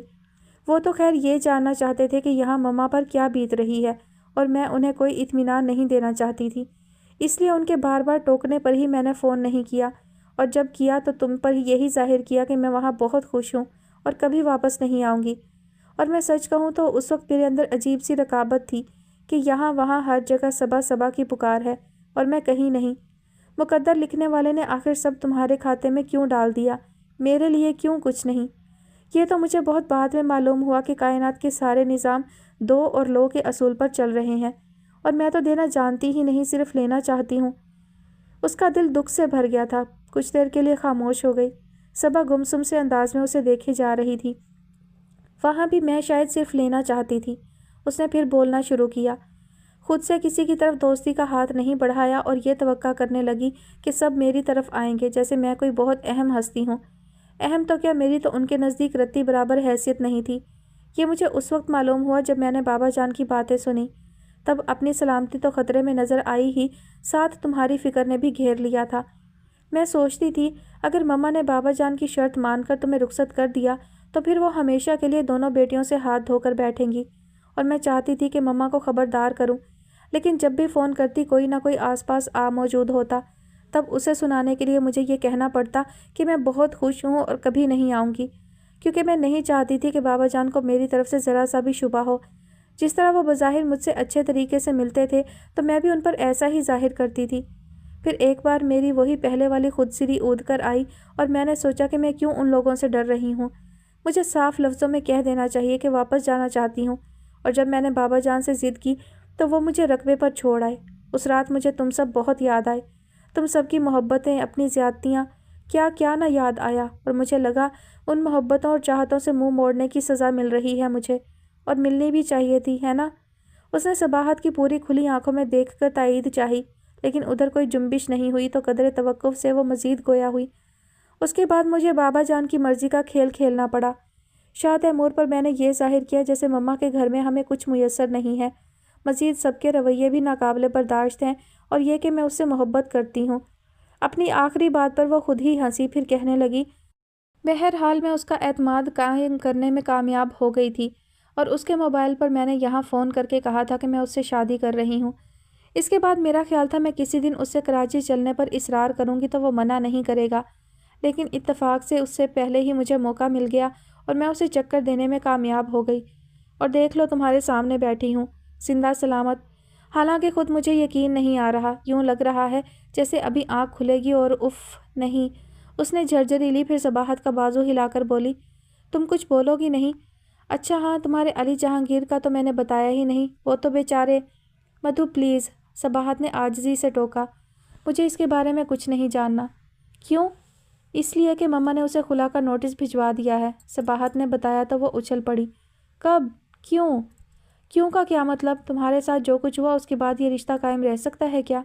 مدیہ فوراً کوئی جواب نہیں دے سکی تو وہ بیزاری سے ٹوک کر بولی، چھوڑو اس بات کو، تم مجھے پاپا کا بتاؤ، وہ کیسے ہیں؟ اور تمہارے ساتھ اتنا کچھ ہوا، انہوں نے کچھ نہیں کیا، کوئی سٹینڈ نہیں لیا؟ وہ کیا سٹینڈ لیتے؟ انہیں تو شاید کسی بات کا پتہ ہی نہیں اور مجھے موقع ہی نہیں ملا، بلکہ پہلے تو میں یہ سمجھتی رہی کہ بابا جان کے منصوبوں میں وہ بھی شامل ہیں، اس لیے میں نے ان سے کوئی بات نہیں کی، اور بعد میں میری ان سے ملاقات نہیں ہو سکی۔ وہ کینیڈا چلے گئے تھے، ابھی بھی شاید وہیں ہیں، مدیہ نے بتایا تو وہ کچھ دیر تک پرسوچ انداز میں اسے دیکھتی رہی، پھر اسی انداز میں کہنے لگی، میرا خیال ہے وہ یہیں کراچی میں ہے، کل انہوں نے یہیں سے فون کیا تھا مجھے۔ بابا نے؟ مدیہ نے فوراً پوچھا۔ ہاں۔ کیا کہہ رہے تھے؟ کہہ رہے تھے میں جلد تم سے ملنے آؤں گا، وہ بتا کر خائف سی ہو گئی، پھر اس کا ہاتھ تھام کر منت سے بولی، سنو مما کو نہیں بتانا۔ کیوں؟ جب ملنے آئیں گے تب مما کو پتہ نہیں چلے گا، یا وہ کوئی سلیمانی ٹوپی پہن کر آئیں گے؟ مدیہ نے سلگ کر کہا، جب آئیں گے تب دیکھا جائے گا، تم بہرحال مما کو نہیں بتاؤ گی، سمجھی؟ صباحت بھی تیز ہو کر بولی تھی۔ سمجھ گئی۔ خلاف عادت وہ بڑی جلدی مان کر لیٹ گئی تھی۔ شاہ سکندر اس امید پر 2 دن کاٹیج میں رکے تھے کہ شاید مدیہ آ جائے، حالانکہ علی جہانگیر نے شاہ تیمور سے معلوم کرنے کے بعد انہیں بتا دیا تھا کہ وہ کراچی جا چکی ہے، اور پھر اس نے انہیں اپنے ساتھ چلنے پر اصرار بھی کیا تھا، لیکن وہ نہیں مانے۔ انہیں اب کسی کی بات کا اعتبار نہیں تھا، اس لیے بھی کہ اگر مدیحہ کراچی پہنچ چکی ہوتی تو آسیہ اس کی واپسی کا مطالبہ نہ کرتی، اور اب تو خود انہیں بھی اس کی سلامتی کی فکر لاحق ہو گئی تھی۔ بابا جان اپنی بات سچ ثابت کرنے کے لیے کچھ بھی کر سکتے تھے، اور اس بار اپنے اشاروں پر چلانے کے لیے انہوں نے شاہ تیمور کا انتخاب کیا تھا۔ ان 2 دنوں میں شاہ سکندر نے بہت ساری باتیں سوچی تھیں، تو انہیں بابا جان کی وہ بات بھی یاد آئی جو انہوں نے کہا تھا کہ آسیہ سے صباحت کی رخصتی کی بات کرو تو مدیحہ کی بات بھی کر لینا شاہ تیمور کے ساتھ۔ گویا وہ ان کی دوسری بیٹی کے لیے بھی باقاعدہ پلان بنا چکے تھے، اور وہ اتنے بے خبر تھے، انہیں اپنی بے خبری پر بھی غصہ آیا تھا۔ بہرحال تیسرے دن صبح وہ شاہ پور پہنچے تو بابا جان سے بس سلام دعا کی حد تک ہی ملاقات کی، مدیحہ کے بارے میں کوئی سوال نہیں کیا، کیونکہ جانتے تھے ادھر سے ایک ہی جواب آئے گا جس کا انہیں یقین نہیں تھا۔ بابا جان سے مزید نہ الجھنے کا وہ پہلے ہی طے کر چکے تھے، اس لیے ان پر ظاہر بھی نہیں کیا کہ وہ مدیحہ کی تلاش میں گئے تھے، نہ اس کی طرف سے فکر مندی کا اظہار کیا تھا۔ البتہ دوپہر کے کھانے کے بعد بی بی جان کے پاس آ کر بیٹھے اور پہلے ان کا حال احوال پوچھا، پھر ادھر ادھر کی باتیں کرتے ہوئے مدیحہ کا ذکر لے آئے۔ مدیحہ کے جانے سے آپ کو بھی کوئی فرق پڑا ہے بی بی جان کے؟ نہیں۔ کیوں نہیں؟ بچی صبح شام میرے پاس آ کر بیٹھی تھی، اور دوسری لڑکیوں کو بلاؤ تو 100 بہانے ہوتے ہیں، وہ تو خود آتی تھی، بہت محبت کرنے والی بچی ہے۔ شہر بانو بھی تعریف کر رہی تھی کہ 2 دن میں اس کے ساتھ ایسے گھل مل گئی جیسے پتہ نہیں کب سے اس کے پاس رہ رہی ہو۔ بی بی جان مدیحہ کی تعریف کرتے ہوئے بتا رہی تھیں، وہ ان کی آخری بات پر بری طرح چونکے تھے۔ وہ شہر بانو کے ہاں کب گئی تھی؟ پتہ نہیں، مجھے تو آج صبح شہر بانو کا فون آیا تو اس نے بتایا کہ مدیحہ 2-3 دن اس کے پاس رہ کر گئی ہے۔ کیوں، کیا تمہیں اس کے شہر بانو کے گھر جانے پر اعتراض ہے؟ بی بی جان نے جواب دینے کے ساتھ پوچھا۔ نہیں، اعتراض کیوں ہوگا، بلکہ میں تو خود چاہتا تھا کہ وہ سب سے ملے۔ اور کیا کہہ رہی تھی شہر بانو؟ وہ اب بڑی مشکل سے خود پر ضبط کر رہے تھے، ورنہ دل یہ چاہ رہا تھا کہ ایک دم سے ہر بات اگلوا لیں۔ بس اسی کی باتیں تھیں۔ اور ہاں، یہ تم باپ بیٹے نے اتنی خاموشی سے کیسے مدیحہ کی بات طے کر دی؟ بی بی جان کو اچانک جیسے کچھ یاد آیا تھا۔ نہیں تو، میرا مطلب ہے آپ سے کس نے کہا؟ وہ مزید ٹھٹکے تھے۔ وہی شہر بانو بتا رہی تھی، بلکہ گلہ کر رہی تھی کہ بابا جان نے مدیحہ اور تیمور کی نسبت طے کر دی اور اسے بلایا نہیں۔ میں نے لاکھ کہا یہاں ایسی کوئی بات نہیں ہوئی، لیکن وہ مانی نہیں۔ کہنے لگی مدیحہ نے خود شہر کو بتایا ہے کہ اس کی تیمور کے ساتھ شادی ہونے والی ہے۔ پتہ نہیں بی بی جان، یہ سب کیا ہو رہا ہے، میں تو کچھ بھی نہیں سمجھ پا رہا۔ ان کا ذہن چٹکنے لگا تھا، بالوں میں انگلیاں پھنسا کر سر کو جھٹکا دیتے ہوئے بولے تھے۔ تو کیا تمہیں بھی معلوم نہیں ہے؟ بی بی جان نے تعجب سے پوچھا۔ مجھے تو یہ بھی معلوم نہیں ہے کہ میری بیٹی کہاں ہے، زندہ بھی ہے یا نہیں۔ ان کی بے بسی اور ٹوٹے ہوئے لہجے پر بی بی جان دہل گئیں۔ کیا کہہ رہے ہو؟ بابا جان سے پوچھیں جا کر کہ وہ میری بیٹیوں کو کس جرم کی سزا دے رہے ہیں۔ میں اگر ان کے مقابل کھڑا ہوا تو… وہ بات ادھوری چھوڑ کر خاصے جارحانہ انداز میں اٹھ کھڑے ہوئے تو بی بی جان حواس باختہ ہو گئیں۔ کہاں جا رہے ہو سکندر؟ انہوں نے کوئی جواب نہیں دیا اور تیزی سے کمرے سے نکل آئے۔ پیچھے بی بی جان پکار رہی تھیں، لیکن وہ رکے نہیں۔ پہلے شاہ یونس حیات کے پوشن میں جا کر ان سے شاہ تیمور کا پوچھا، پھر وہیں سے باہر نکلے اور گاڑی میں بیٹھتے ہی ڈرائیور سے شاہ ہارون کے ہاں چلنے کو کہا تھا۔ تقریباً 2 گھنٹے بعد وہ شہر بانو کے پاس موجود تھے۔ شہر بانو نے انہیں دیکھ کر بے پناہ خوشی کا اظہار کیا، لیکن ان کے ذہن پر مدیحہ سوار تھی۔ اس کے اتنے والہانہ انداز کے جواب میں بس اس کے سر پر ہاتھ رکھا اور فوراً پوچھا، مدیحہ آئی تھی؟ جی بھائی، ماشاءاللہ بہت۔ کس کے ساتھ آئی تھی؟ انہوں نے فوراً دوسرا سوال کیا تو خوشی کا اظہار کرتی ہوئی شہر بانو ایک دم خاموش ہو گئی، پھر ان کے تیور دیکھ کر کچھ خائف سی ہو کر بولی، تیمور کے ساتھ۔ کتنے دن رہی تمہارے پاس؟ 3 دن۔ تیمور بھی ساتھ تھا؟ نہیں، وہ اسے چھوڑ کر چلا گیا تھا۔ پھر اسے لینے بھی وہی آیا تھا؟ جی۔ خیر تو ہے نا بھائی، کیا ہوا ہے؟ شہر بانو نے تشویش سے پوچھا، لیکن انہوں نے جیسے سنا ہی نہیں۔ کہاں لے گیا ہے؟ شہر بانو نے کوئی جواب نہیں دیا۔ بتاؤ شہر بانو، تم سے کچھ تو کہا ہوگا تیمور نے۔ یہاں سے کہاں جانے کا پروگرام تھا اس کا؟ وہ اس کی چند لمحوں کی خاموشی سے جھنجھلا گئے تھے۔ پتہ نہیں بھائی، مجھے تو کچھ نہیں بتایا۔ خدا کے لیے آپ یہ تو بتائیں کیا ماجرا ہے؟ شہر بانو ان کے سوالوں سے پریشان ہو کر عاجزی سے بولی۔ ماجرا؟ ہاں۔ وہ بہت مضطرب سے ادھر ادھر ٹہلنے لگے۔ شہر بانو اندیشوں کی زد میں آ کر اندر ہی اندر ہولنے لگی تھی۔ انہیں مخاطب کرنا چاہتی تھی، لیکن ہمت نہیں ہو رہی تھی۔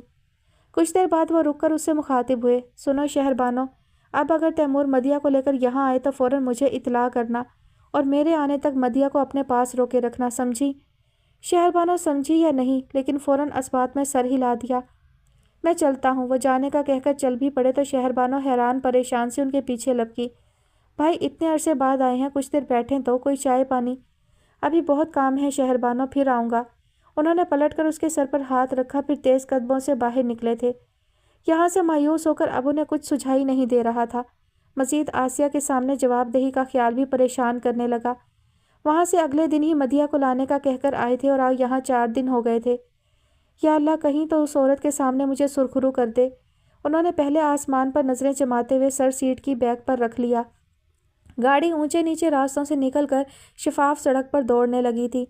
دور سے چوراہا دیکھ کر انہوں نے ایک دم کراچی جانے کا فیصلہ کر لیا اور ڈرائیور سے گاڑی شہر جانے والی سڑک پر موڑنے کا کہہ کر پھر آسیہ کو سوچنے لگے، جس کے سامنے چند دن پہلے وہ اعتراف کر کے آئے تھے کہ وہ ابھی بھی اس سے محبت کرتے ہیں، اور اب وہ اسے بتائیں گے کہ ان کی زندگی میں آنے والے سارے امتحان، ساری آزمائشیں اور ساری تکلیفیں اسی محبت کی مرہون منت ہیں۔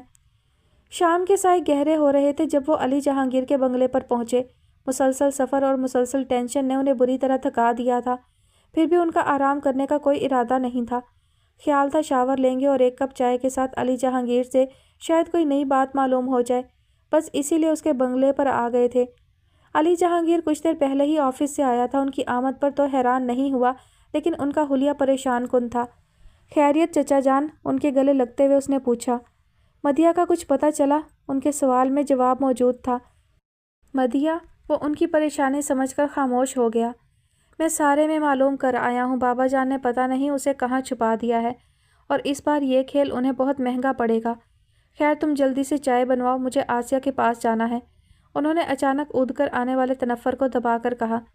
وہ پوچھنا چاہتا تھا آسیہ کے پاس کس سلسلے میں، لیکن ان کی پریشانی سمجھتے ہوئے خاموش رہا۔ پھر کرم دین کو پکار کر اس نے چائے کا کہا۔ اس کے بعد انہیں دیکھ کر بولا، چائے سے پہلے آپ بات لے لیں۔ ہاں، وہ اپنے کسی خیال سے چونک کر اٹھے تھے۔ پھر کچھ دیر میں وہ بات لے کر آئے تو غالباً وہی کپڑے دوبارہ پہننے کی وجہ سے خاصے جھنجھلائے ہوئے تھے۔ چائے پیتے ہوئے بھی ان کے چہرے پر مسلسل ناگواری کا تاثر رہا۔ علی جہانگیر کچھ دیر انتظار کرتا رہا کہ وہ کچھ کہیں گے، لیکن وہ متوجہ ہی نہیں ہوئے، تب اسے خود مخاطب کرنا پڑا۔ چچا جان، وہ میں یہ پوچھنا چاہ رہا تھا کہ کیا آپ کو یقین ہے کہ مدیحہ کو بابا جان نے کہیں ادھر ادھر؟ ہاں، حالات یہی ظاہر کرتے ہیں۔ مجھ سے انہوں نے اس وقت جب میں کینیڈا جا رہا تھا کہا تھا کہ وہ مدیحہ کو کراچی چھوڑ آئے ہیں، جبکہ وہ رقبے پر تھی۔ خود تم نے اسے کاٹیج میں دیکھا۔ اس کے بعد وہ 3-4 دن شہربانو کے پاس رہی۔ وہاں سے پتہ نہیں چل رہا کہ تیمور اسے کہاں لے گیا ہے۔ بہرحال کہیں بھی ہو، میں اسے… وہ بولتے ہوئے ایک دم ہونٹ بھینچ گئے، پھر چائے کا آخری گھونٹ لے کر اٹھ کھڑے ہوئے تو وہ ان کی تقلید کرتے ہوئے پوچھنے لگا، آپ ڈاکٹر آسیہ کے پاس کیوں جا رہے ہیں؟ میرا مطلب ان سے مدیحہ کے بارے میں کیا کہیں گے؟ یہی کہ میں اس کی بیٹی کی حفاظت نہیں کر سکا، وہ بے اختیار کہہ گئے، پھر کچھ یوں وضاحت کرنے لگے۔ آخر کہاں تک میں ان سے غلط بیانی کروں؟ غلط بیانی کی وجہ سے ہی سارے کام خراب ہو رہے ہیں۔ بہتر یہی ہے کہ آسیہ کو حقیقت معلوم ہو جانی چاہیے۔ علی جہانگیر اس سلسلے میں کچھ نہیں کہہ سکتا تھا، اس لیے بس سر ہلا کر رہ گیا۔ اوکے، میں چلتا ہوں۔ آپ واپس یہیں آئیں گے نا؟ وہ ان کے ساتھ چلتے ہوئے پوچھنے لگا۔ کچھ نہیں کہہ سکتا، تم انتظار نہیں کرنا۔ وہ اس کا کندھا تھپک کر گاڑی میں بیٹھ گئے تھے۔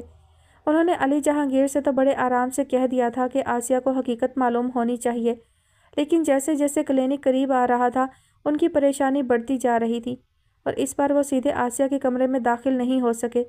پہلے چوکی دار سے کہلوایا اور اس کا جواب سن کر باہر ہی اسٹول پر بیٹھ کر انتظار کرنے لگے۔ اس وقت انہیں اپنی سماجی حیثیت یاد نہیں تھی، بلکہ ایسا باپ جو گمشدہ بیٹی کی تلاش میں ناکامی کے بعد اب اس کی ماں کے سامنے جانے سے خوفزدہ ہو کر کہ اسے کیا کہے گا۔ تقریباً آدھے گھنٹے بعد غالباً آسیہ نے اپنے مریضوں سے فارغ ہو کر انہیں بلوایا تھا، اور اتنی دیر میں وہ بجائے خود کو ہر قسم کی صورتحال کے لیے تیار کرنے کے منفی سوچوں میں گھرے رہے تھے۔ جب ہی آسیہ کے کمرے میں وہ کسی مجرم کی طرح داخل ہوئے تھے، اور ان کے برعکس وہ بڑی پر اعتماد تھی۔ تشریف رکھیں۔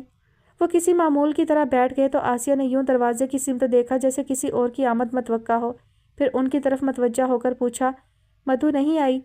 انہوں نے خاموشی سے سر جھکا دیا، جبکہ اندر اچانک ایک جنگ شروع ہو گئی تھی کہ وہ کیوں اس سے خائف ہو رہے ہیں۔ مدیحہ صرف اس کی بیٹی تو نہیں ہے؟ آپ کچھ پریشان ہیں؟ آسیہ ان کا چہرہ دیکھ رہی تھی۔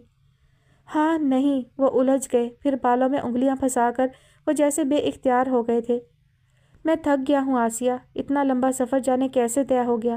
مزید ایک قدم نہیں چل سکتا، کوئی سہارا دینے والا نہیں، کیا کروں، کس سے کہوں کہ کس جرم کی سزا پائی ہے جو ختم ہونے میں نہیں آ رہی؟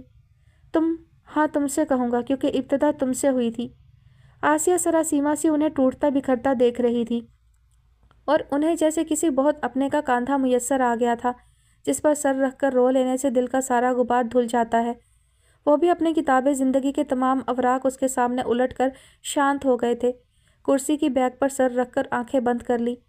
آسیہ کی سمجھ میں نہیں آیا کیا کرے، اس بے قصور شخص کو معاف کر دے یا اس کے گریبان میں ہاتھ ڈال کر پوچھے کہ یہ ساری باتیں اس نے اس وقت اسے کیوں نہیں بتائیں جب اس کے دل کی بستی اس کے دم سے آباد تھی۔ اب کیوں بتا رہا ہے جب اندر سب کھنڈر ہو چکا؟ اس کی زندگی کی خاطر بابا جان کے سامنے ہتھیار ڈالتے ہوئے یہ کیوں نہ سوچا کہ اس کے بنا وہ کیسے جیے گی؟ اف سکندر حیات، تم نے تو حد کر دی۔ اب اس مقام پر یہ کہہ رہے ہو کہ یہ زندگی بھی بابا جان کی بخشی ہوئی ہے۔ میرے خدا اشرف المخلوقات بنایا تو ایک ذرا سا اختیار وقت پر بھی دیا ہوتا۔ میں ایسا کیا کروں جو گزرے ماہ و سال سمٹ کر میری مٹھی میں آ جائیں؟ پھر یا تو میں اپنا ہر دن اس شخص کو دان کرتی جاؤں یا خود اپنے ہاتھوں سے اپنی زندگی کا خاتمہ کروں۔ تم ایسے بزدل سکندر حیات اپنے ساتھ ساتھ مجھے بھی لے ڈوبے۔ کاش یہ اعتبار پہلے کرتے مجھ پر تو شاہ پور کا رئیس تو کیا، دنیا کی کوئی طاقت میرے دل کی بستی نہیں اجاڑ سکتی تھی۔ کتنا کٹھن مرحلہ آیا تھا جو گزر کے نہیں دے رہا تھا۔ اس کے اندر صفِ ماتم بچھ گئی تھی، سارے دکھ ایک ساتھ سسکنے لگے تھے، وہ بھی جو ابھی ابھی شاہ سکندر نے اس کی جھولی میں ڈالے تھے، اور سدا کا بے رحم وقت اب نظریں چرائے گزر رہا تھا کیونکہ ان دکھوں کا مداوع نہیں کر سکتا تھا۔ کتنی دیر بعد شاہ سکندر نے آنکھیں کھول کر دیکھا، وہ پیپر ویٹ پر نظریں جمائے جانے کس کرب سے گزر رہی تھی جو اس کی آنکھوں سے جھلک رہا تھا۔ وہ قصداً ذرا سا کھانسے تو وہ چونکنے کے ساتھ سیدھی ہو بیٹھی اور کچھ دیر خود پر قابو پانے کے بعد کہنے لگی، حالات و واقعات مقدر کے تابع ہوتے ہیں شاہ سکندر حیات، جو کچھ ہمارے لیے لکھا ہوتا ہے وہ ضرور ہونا ہوتا ہے، خواہ کسی بھی طرح سے ہی۔ میرے لیے اب ان باتوں کی کوئی اہمیت نہیں رہی کہ کسی نے کیا کہا، یہی میرا نصیب تھا۔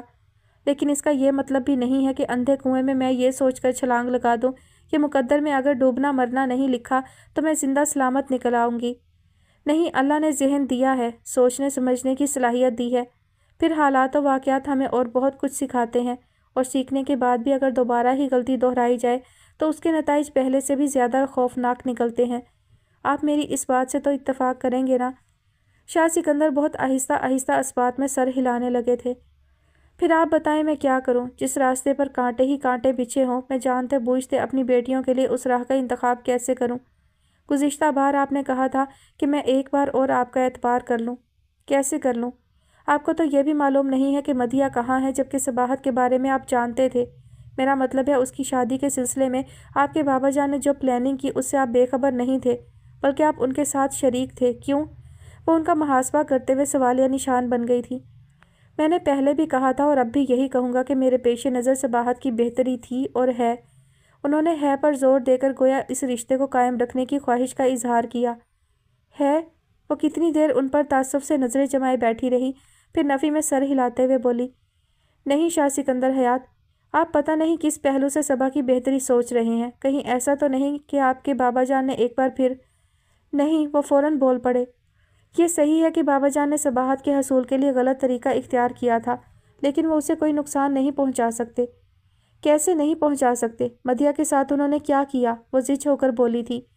شاہ سکندر ابھی خود ہر بات کا اعتراف کر چکے تھے، اس لیے لاجواب ہو کر رہ گئے۔ پھر کچھ دیر سوچنے کے بعد کہنے لگے، مدیہ کو انہوں نے کوئی نقصان نہیں پہنچایا، وہ صرف یہ چاہتے ہیں کہ ان کی دونوں پوتیاں شاہ پور میں بیاہی جائیں، اور اسی مقصد سے انہوں نے مدیہ کو اپنے پاس روک رکھا ہے۔ شادی کے بعد اس پر کوئی پابندی نہیں ہوگی، وہ جب چاہے گی آپ کے پاس آئے گی، اسی طرح صباحت بھی۔ لیکن مجھے اپنی بیٹیاں شاہ پور میں نہیں بیاہنی، اور یہ صرف میری ضد نہیں ہے، میری بیٹیاں بھی ایسا نہیں چاہتی۔ آئی ایم سوری شاہ سکندر حیات، وہ حتمی انداز میں کہہ کر گھڑی دیکھتی ہوئی اٹھ کھڑی ہوئی۔ شاہ سکندر اسے جانے پر آمادہ دیکھ کر بھی خاموش بیٹھے رہے۔ وہ اپنی چیزیں سمیٹ کر انہیں دیکھنے لگی، لیکن وہ متوجہ نہیں ہوئے۔ پتہ نہیں قصداً انجان بن رہے تھے یا کسی سوچ میں تھے۔ 12 بج رہے ہیں، بچے انتظار کر رہے ہوں گے۔ وہ انہیں مخاطب کیے بغیر خود کلامی کے انداز میں بولنے لگی۔ بچے؟ انہوں نے سوچا اور کھوجتی ہوئی نظروں سے اسے دیکھنے لگے۔ وہ کہیں سے بھی پریشان نہیں لگ رہی تھی، نہ ہی مدیہ کا سن کر اس تمام عرصے میں اس نے کوئی واویلا مچایا تھا کہ اسے ہر صورت اپنی بیٹی چاہیے۔ آپ… وہ ان کی نظروں سے الجھ کر بس اس قدر ہی کہہ سکی، ہاں چلنا چاہیے۔ वो गहरी सांस खींचते हुए उठ खड़े हुए, फिर दरवाजे के पास जाकर एकदम पलट कर उसे मुखातिब किया। डॉक्टर आसिया, मैं सबाहत और मदिया से मिलना चाहता हूँ और मेरा ख्याल है इस पर आपको एतराज़ नहीं होगा। कल 3 बजे सहपहर गाड़ी भेज दूँगा, ओके? वो अभी समझने की कोशिश कर रही थी कि वो यकीन से बोले, मैं जानता हूँ मदिया आपके पास है। इसके साथ ही वो बाहर निकल आए थे। शाह सिकंदर वापस अली जहांगीर के पास आए थे और उसे अपने इंतज़ार में बैठे देखकर उन्हें ताज्जुब तो नहीं हुआ, फिर भी टोक गए। तुम अभी तक जाग रहे हो? मैं आपका इंतज़ार कर रहा था, अली जहांगीर ने साफ गोई से कहा। लेकिन मैंने यकीन से तो वापस यहाँ आने को नहीं कहा था, वो बैठते हुए बोले। खाना गर्म करूँ आपके लिए? अली जहांगीर उनकी बात अनसुनी करके उठ खड़ा हुआ। हाँ यार, भूख तो लग रही है, और बस खाने के बाद कॉफ़ी भी ज़रूर पीऊँगा। करमदीन से कहना। करमदीन नहीं है, मैं बना दूँगा कॉफ़ी भी। अली जहांगीर कहता हुआ किचन की तरफ चला गया तो उन्होंने आराम से सामने टेबल पर टांगें सीधी कर लीं और अगले दिन का प्रोग्राम सोचने लगे, जो वो आते हुए आसिया से कह आए थे कि कल मदिया और सबाहत के लिए गाड़ी भेज देंगे। आइए चचा जान। कुछ देर बाद अली जहांगीर ने आकर कहा तो उन्होंने चौंक कर उसे देखा, फिर फ़ौरन उठकर उसके साथ डाइनिंग रूम में आ गए और कुर्सी खींचकर बैठते हुए पूछने लगे, तुमने खाना खाया या मेरे इंतज़ार में? खा लिया था, वो अन की बात पूरे होने से पहले बोल पड़ा। गुड। शाह सिकंदर खाने में मसरूफ़ हो गए। अली जहांगीर बहुत तवज्जो से उनका चेहरा देखने लगा था, जिस पर अब किसी तरद्दुद, किसी परेशानी की लकीर नहीं थी। इसके बरअक्स इत्मीनान छलक रहा था, जिससे वो समझ गया कि उन्हें मदिया का सुराग मिल गया है। मदिया यहीं कराची में है ना? कदरे तवक्कुफ़ से उसने तस्दीक की खातिर पूछा। हाँ, उन्होंने नैपकिन से हाथ साफ़ करते हुए उसे देखा। कब से? आई मीन कौन छोड़ गया है उसे? पता नहीं, ये सारी तफसील नहीं पूछी मैंने, मदिया से मालूम करूँगा। हाँ, तुम कॉफ़ी बनाने वाले थे। शाह सिकंदर उठ खड़े हुए। जी आप चलें, मैं लेकर आता हूँ। वो फ़ौरन किचन की जानिब बढ़ गया। शाह सिकंदर लाउंज से होते हुए अपने रिहायशी कमरे में आ गए और कपड़े निकालने की गर्ज से अलमारी खोल ली, लेकिन फिर ख्याल आया कि वो तो बगैर किसी प्रोग्राम के यूं ही चले आए थे, यानी अपने साथ कुछ भी नहीं लाए थे। चचा जान, अली जहांगीर ने गालबन कमरे में दाखिल होने से पहले पुकारा था। हाँ आ जाओ, उन्होंने अलमारी बंद करके कहा। अली जहांगीर अंदर आया तो छोटी सी ट्रे में कॉफ़ी के 2 मग थे। तुम्हें सुबह ऑफिस नहीं जाना? उन्होंने एक मग उठाते हुए पूछा तो वो समझकर बोला, जाना है, बस ये है कि कुछ लेट हो जाऊंगा और इसका जिम्मेदार मुझे ठहराओगे। उन्होंने मुस्कुराकर कहा तो अली जहांगीर कदरे झींप गया। नो सर, आपने तो ना मुझे इंतज़ार करने को कहा था और ना अपने साथ कॉफ़ी पीने की ऑफ़र की। गोया अपने हर अमल को तुम खुद जिम्मेदार हो। शाह सिकंदर ने कॉफ़ी के 1-2 सिप लेने के बाद सिगरेट सुलगाई थी और एक साथ दोनों से शुगल करते हुए पता नहीं अली जहांगीर की मौजूदगी भूल गए या कसदन नज़रअंदाज कर रहे थे। कुछ भी था, बहरहाल अली जहांगीर के लिए उनकी लाताल्लुकी खासी तकलीफ़देह थी। कुछ देर ही वो खुद पर जबर कर सका, फिर पहले ज़रा सा खांस कर उन्हें अपनी मौजूदगी का एहसास दिलाया। उसके बाद मुखातिब करके कहने लगा, चचा जान, वो मैं ये पूछना चाह रहा था कि डॉक्टर आसिया ने हमारे बारे में क्या सोचा है, आई मीन मेरे और सबाहत के। आई डोंट नो बेटा, मेरी उनसे इस सिलसिले में कोई बात नहीं हुई। उन्होंने पहले सरसरी अंदाज में कहा, फिर गालबन एहसास होने पर उसे तसल्ली देते हुए बोले, तुम फिक्र नहीं करो, मैं इंशाल्लाह जल्द डॉक्टर आसिया से बात करूँगा। असल में वो सबसे ज़्यादा तुम्हारे बाप से मुतनफ़र हैं। अगर तुम गैर जानिबदारी से देखो तो वो हक बजानिब हैं, इसलिए उन्हें ज़्यादा फोर्स नहीं कर सकता मैं। अलबत्ता कोशिश करूँगा और मुझे उम्मीद है कि वो सबाहत की खातिर मान जाएंगी। आप सबाहत से मिले? अली जहांगीर ने जाने किस ख्याल के तहत पूछा था। नहीं, कल। शाह सिकंदर इस कदर कहकर खामोश हो गए थे।